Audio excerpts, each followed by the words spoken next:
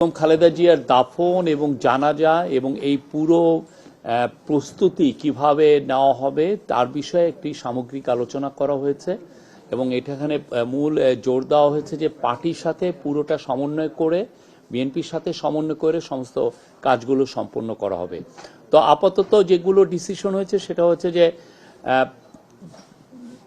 জাতীয় সংসদ ভবনের দক্ষিণ প্লাজায় উনার জানাজা হবে।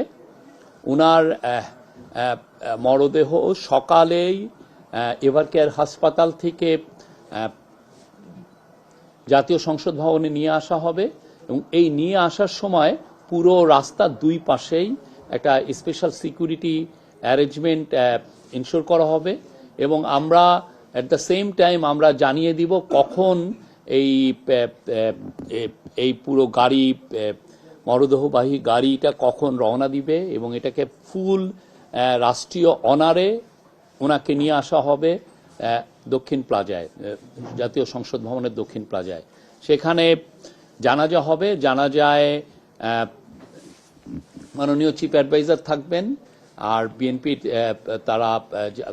বিএনপির নেতৃবৃন্দ থাকবেন, সমস্ত অ্যাডভাইজাররা থাকবেন এবং আমরা আশা করছি অনেক ডিপ্লোম্যাট থাকবেন এবং আমাদের বাংলাদেশের আমরা তাদের আপনি জানেন যে কালকে জানাজার কে সামনে রেখেই একদিনের একটি জাতীয় ছুটি ঘোষণা করা হয়েছে, সরকারি ছুটি ঘোষণা করা হয়েছে, 3 দিনের শোক দিবস পালন করা হচ্ছে।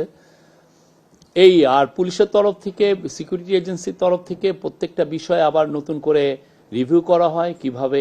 আপনারা জানেন কিছুদিন আগে একটি বড় জানাজা হয়েছে, ফলে পুলিশের এবং সিকিউরিটি এজেন্সিগুলোর নিজেদের মধ্যেই কিছু প্রস্তুতি অলরেডি ছিল, কিন্তু এখন আরো বড় আকারে কিভাবে প্রস্তুতি নেওয়া যায় সেই বিষয়ে খুব নিবিড়ভাবে আলোচনা হয়েছে।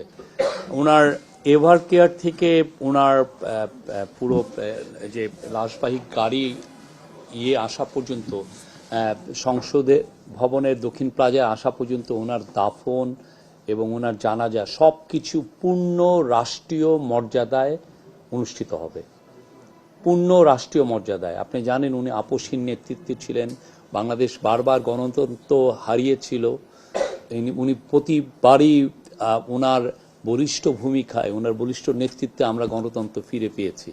তো ওনাকে পূর্ণ রাষ্ট্র, উনি 3 বারের প্রধানমন্ত্রী ছিলেন, উনি শহীদ রাষ্ট্রপতি জিয়াউর রহমানের স্ত্রী ছিলেন এবং ওনার 40 বছরের একটি 45 বছরের প্রায় একটি পাবলিক সার্ভিস আছে। দেশের জন্য উনি যা করেছেন এটা অতুলনীয়। আর এই পুরো বিষয়গুলো ওনাদের সাথে আমাদের পুরো কোঅর্ডিনেশন হচ্ছে। কোঅর্ডিনেশনের জন্য স্পেসিফিক আমরা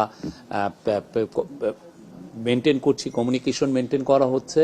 প্রত্যেকটা অনুষ্ঠান আমরা সুন্দরভাবে সুচারুভাবে করার সর্বোচ্চ চেষ্টা করছি এবং এই বিষয়ে তারা আমাদেরকে পার্টির তরফ থেকে আমাদেরকে পূর্ণ সহযোগিতা দেওয়া হবে। আমরাও তাদেরকে বলেছি আপনাদের যে ধরনের সহযোগিতা লাগে সেটা